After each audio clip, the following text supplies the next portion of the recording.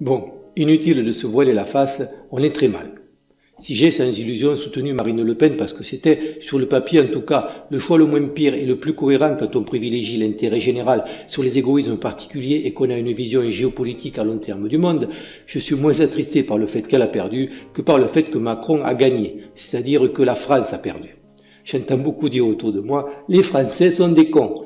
C'est vrai qu'après Supermenteur, l'excité à talonnette et l'ectoplasme scooter à 3 roues, ajouté à la collection un petit bonhomme mignon tout plein, mais dont on ne comprend rien à ce qu'il raconte, ce qui, la petite queue à moins, c'est la définition de Schtroumpf, donne une piètre image de la capacité de nos concitoyens à décider de leur destin. On a donc élu le Schtroumpf hurleur. Vous alliez le faire gagner, parce que c'est notre projet! À la différence près qu'un Schtroumpf c'est généralement bleu et que celui-là est plutôt rose. Même s'il prétend être politiquement, en tout cas, à voile et à vapeur, et qu'on commence à voir revenir par la fenêtre une bonne partie de ceux qu'on a collectivement mis à la porte à coups de pied là où ils le méritent. C'est vrai qu'à l'heure d'Internet, les gens n'ont plus d'excuses, car ils peuvent s'extirper de la propagande médiatique, aller se renseigner de part et d'autre, et se faire leur propre opinion basée sur des faits et un minimum de réflexion. Ce qui, au passage, ne plaît pas à tout le monde. Mais apparemment, cliquer, c'est trop fatigant. Je vous mets le lien d'une vidéo en anglais dans laquelle un journaliste interroge à Londres des Français expatriés qui faisaient la queue pour aller voter. Tous plébiscitaient Macron. Pourquoi? Parce que Marine Le Pen est raciste. Vous avez un exemple de comportement raciste?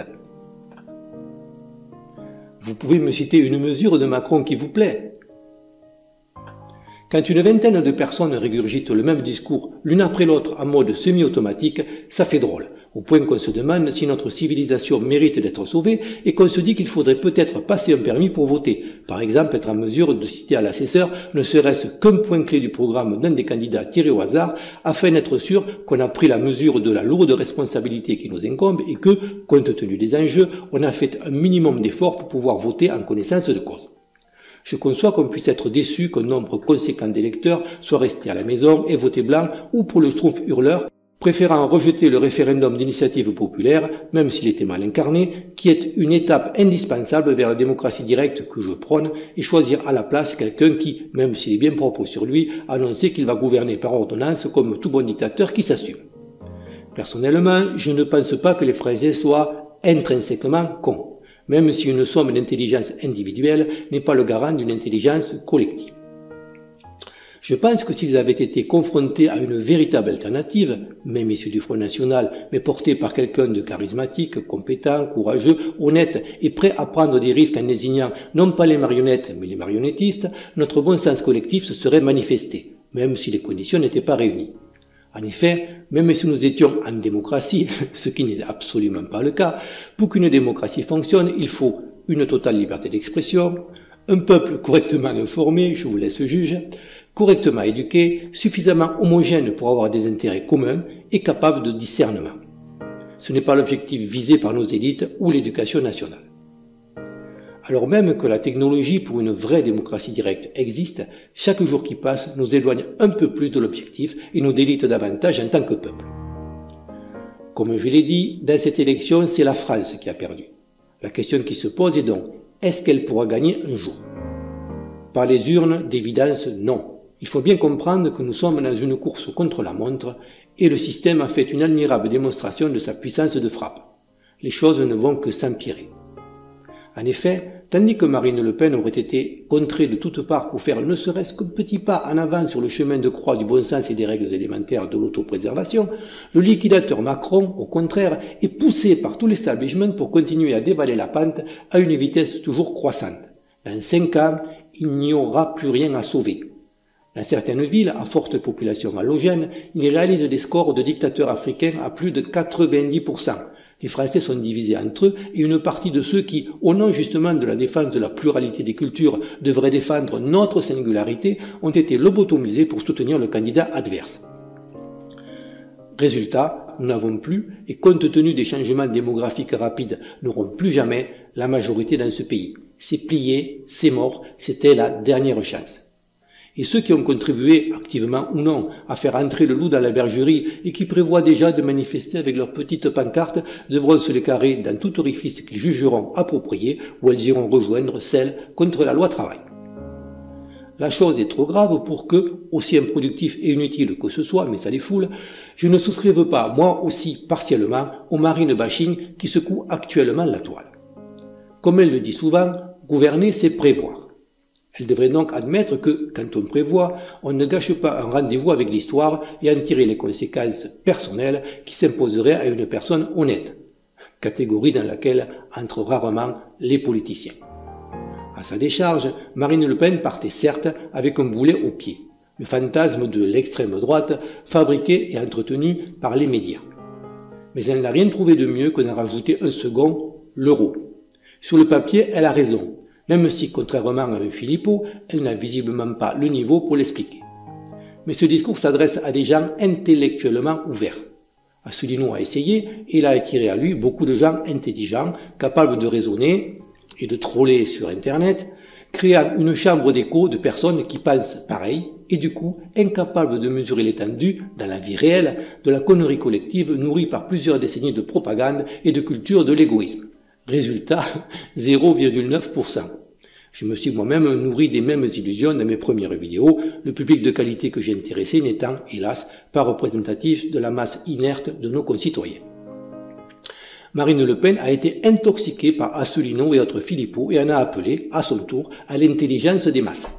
Alors que Macron, tout imbu de son mépris de classe et qui sort de Sciences Po, où la seule chose qu'on inculque, c'est que les gens sont collectivement des cons manipulables, n'a pas commis la même erreur. Il a appliqué mécaniquement des techniques de marketing et s'est rentré comme dans du beurre, prouvant, s'il en était encore besoin, que la connerie d'un peuple se fabrique et se nourrit de l'ensemble de ses peurs et de ses égoïsmes.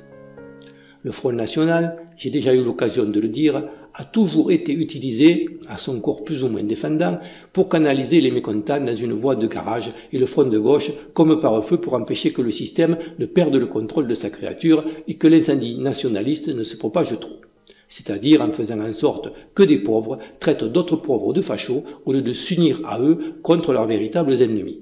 Encore une fois, ça a marché, merci Monsieur Mélenchon. Il y avait une chance infinitésimale et unique pour que, compte tenu du caractère caricatural de Macron qui représente tout ce que normalement les gens haïssent, une personnalité brillante puisse, à la Trump et au forceps, déjouer les pronostics. Mais Marine Le Pen n'a pas été brillante. Elle n'a pas la culture et les qualités de débatteur de son père, pas l'intelligence d'un Philippot et pas, loin s'en faut, la finesse et le charisme de sa nièce. En fait, tout son entourage ne fait que mettre en lumière en permanence sa banalité et je conçois que les gens ne se soient pas enthousiasmés à la perspective de voter encore une fois pour un président normal. Elle n'a que son nom, seule raison de sa place au sein du mouvement, non qu'elle passe pourtant son temps à renier comme un costume trop grand qu'elle n'a pas la carrure de porter. Le fait qu'elle soit toujours là, après ce gâchis, et pire, qu'elle rajoute encore une couche dans une stratégie suicidaire, parle pour lui-même. C'est d'autant plus impardonnable que la France n'est qu'une petite partie de l'échiquier mondial et que c'est le monde entier qui devra subir les conséquences de cette opportunité manquée qui pourrait mettre un coup de frein à une prise de conscience salutaire qui commençait à se répandre sur la planète. Ceci dit, tout espoir n'est pas perdu car, bizarrement, l'Eurovision a vu gagner une chanson plutôt classique, les couleurs locales semblaient revenir à la mode, on a même entendu yodeler et, comble du comble, aucune femme à barbe à l'horizon. Tout juste a-t-on osé glisser un travesti pendant l'entracte, histoire de sauver la face. Quant aux participants, ça m'a presque choqué, tellement ils ressemblaient quasiment tous à des Européens. Faut-il y voir le vent de l'histoire? En ce cas, peut-être qu'au lieu d'un refrain en anglais, la France, toujours en retard d'une guerre, aurait dû tenter un petit air d'accordéon. Comme je l'ai déjà dit plus tôt, le bon sens collectif, qui n'a rien à voir avec l'intelligence, c'est détecter le manque de courage et Marine Le Pen a été lâche en ne parlant pas ouvertement du grand remplacement et du conflit de civilisation qui s'annonce si rien n'est fait. Elle a été lâche en critiquant le seul islamisme, qui plus est sans oser le lier à l'islam, et encore plus lâche en dénonçant le système et l'Europe sans nommer les réseaux divers et variés qui sont derrière. Car, et ces détracteurs au sein du parti qui souvent fricotent dans les dits réseaux se gardent bien d'aller jusqu'au bout du raisonnement, il n'y aurait pas d'immigration massive, d'islam et par voie de conséquence d'islamisme en France s'il n'y avait pas une mainmise sur les médias et la politique, mainmise qui nous maintient le nez dans le caca des années 30, de sorte que toute velléité de nationalisme et d'autoprotection est immédiatement assimilée à du nazisme. C'est gros, mais ça marche. Dans les faits, et ça risque d'en étonner beaucoup, nous ne sommes toujours pas sortis de ces guerres de religion que cette soi-disant laïcité, que personne d'autre dans le monde ne comprend, a pour seule fonction de nous faire oublier en déplaçant le débat sur des terrains artificiels où l'on confond la proie pour l'ombre. On ne peut pas le comprendre si on a une vision de pauvre de l'argent, inculquée par Picsou Magazine. Mais pour les vrais riches, l'argent et le pouvoir qui le suit ou le précède, l'un allant passer le nôtre et l'un se nourrissant de l'autre, ne sont que des outils dont l'utilisation est déterminée par leur façon, souvent ésotérique, de gérer la perspective de leur insupportable mortalité. Je ne suis pas croyant moi-même, mais force m'est de constater que, quand faute d'autre idéal, on place un Dieu dans l'équation, l'homme, confronté à quelque chose de plus grand que lui, a surtout des devoirs. Quand ces devoirs sont remplacés par des droits, fût-ce-t-il des droits de l'homme, et que l'homme devienne le centre de l'univers, il n'y a plus de limite morale à ce que nous pouvons théoriquement accomplir. Du coup, la nature ayant perdu son caractère sacré en paie le prix et est impitoyablement détruite, et lorsque la réalité nous ramène enfin à notre insignifiance, elle est purement et simplement niée, souvent à dessein, dans une course en avant mortifère. Malgré Tchernobyl et Fukushima, on a continué le nucléaire.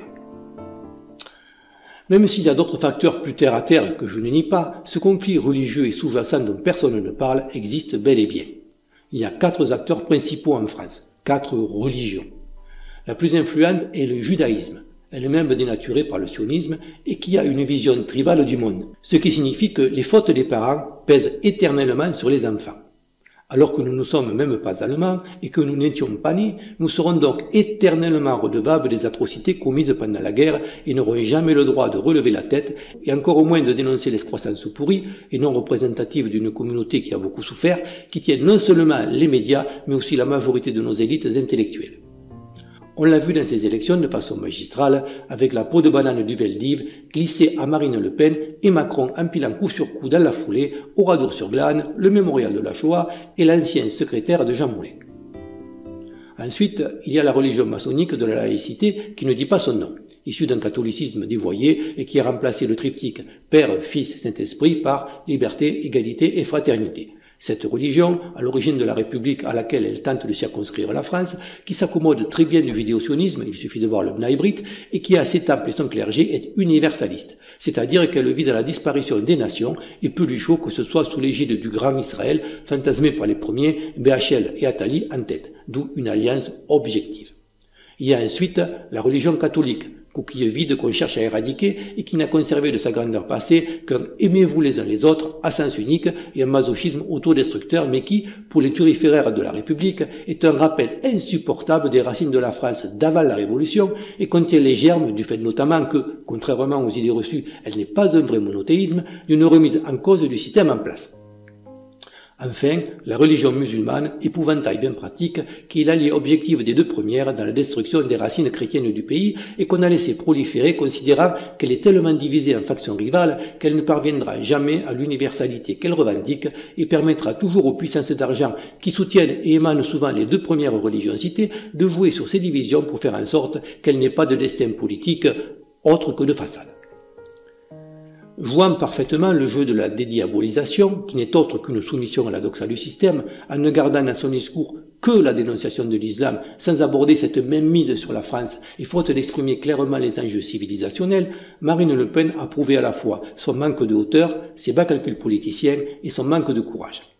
Tant qu'à commettre un suicide politique, sans considération aucune pour les petites mains qui ont œuvré et pris des risques pour l'amener là où elle est, elle aurait pu y aller carrément avec panache. Partant du principe qu'une fois certaines choses dénoncées devant des millions de téléspectateurs, on ne peut plus remettre le dentifrice dans le tube, le tout en sachant, pertinemment, que certains groupes de pression tirent leur force, non pas d'une puissance réelle, mais de l'omerta qui les entoure et survivent très mal en pleine lumière.